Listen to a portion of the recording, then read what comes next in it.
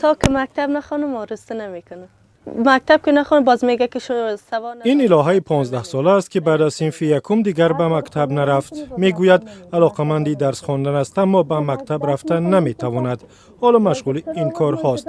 آرزوی معلم شدن را دارد. زیاد علاقه داشتم مکتب برم باز نشد. تذکره نداشتم. میخوایم که دانشگاه درس بدم. خواندن و یاد گرفتن تنها آرزوی الهه نیست. همسالان او عین قصه ها را دارند. من زیاد علاقمند درس بودم. می رفتیم استاد ما برای ما درس نمیداد. وقتی می رفتیم پرسان میکرد شما تذکره ندارین، شما جوگه هستین. باز ما نمی رفتیم. خب امید داشتم که درس بخوانم یا خودم دکتر کنم یا معلم کنم، نشد. در شهرواری بودم کار میکردم. یک 10-15 روز که تیر شد وقتی که شنیدن که ما از قوم جوگی هستیم باز ما را از کار منفعل کرد. اینجا منطقه چمنی شهر کابل است. جوگیان در این مکان زندگی می کنند. می گویند از قلمرو تاجیکستان به اینجا آمدند. از ترس بلشویک ها به افغانستان گریختند. از خود کلاب تاجیکستان هستیم. وقتی که جنگ اونجا شروع شد پدرای ما، باباهای ما، نیکه های ما به افغانستان هجرت کرد. ما 120 سال میشه در قوم جوگی 370 خانه تیر شدگی هستیم. حالی او 370 خانه شده باشه یک 5000 خانه. همش به سرنوشت است، به ملک است، به زمین است، به جایداد است. تمام خاک افغانستان را نگاه کو، هر کدامش 10 تا ساختمان داره، 20 تا ساختمان داره، 100 جریب زمین داره. ما چی گناه داریم که در 120 سال یک بری ما یک دور از مجلس یک جای یک خانه را نداده که این حولی کنه جور کده بشه.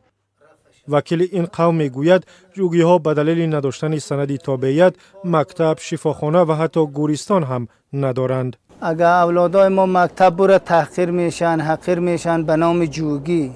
اگر یک جنازه شب میبریم در قبرستان ما را ممانعت میکنه. از او قبرستان مجبور میشیم در دیگه قبرستان میبریم. بالاخره همین روز ما گم میشه مرده ما را در یک بدبختی، در یک مشکلات و هم شام گور میکنیم که میگیم مردم نبینه. اداره آمار و وزارت اقوام و قبایل افغانستان درباره تعداد جوگی ها آماری در دست ندارند. محمد یعقوب احمدزی معاون وزیر اقوام و قبایل میگوید آنها اساساً در 3 شهر زندگی میکنند. قوم جوگی ها تقریباً 50-60 سال پیش از کشورهای آسیای میانه به افغانستان آمدند. بیشتر در مزار شریف، شیبرغان و فاریاب استقامت میکنند. خصوصاً زیاتر در مزار شریف ولایت. نداشتن سندهای تابعیت، سرپناه، فقر و تنگدستی، محرومیت از حق تحصیل و کار از مشکلات اصلی جوگی ها است. اما سخنگوی وزارت مهاجرین میگوید جوگی ها مثل شهروندان دیگر افغانستان از تمام حقوق برخوردارند. سال 1998 بین اداره ثبت اسناد رسمی و وزارت مهاجرین تفاهم نامه امضا شد که این قوم هم میتواند شناسنامه بگیرد، درس خواند، تحصیل کند و از تمام حقوق برخوردار باشد. گوجر و قوم هم کولای شي تذکره واخلي، کولای شي تعلیم وکړي، کولای شي تحصیل وکړي. با وجود این مثل الهه و مهمانگل دختران زیادی قوم لولی از این حقوق خود محرومند.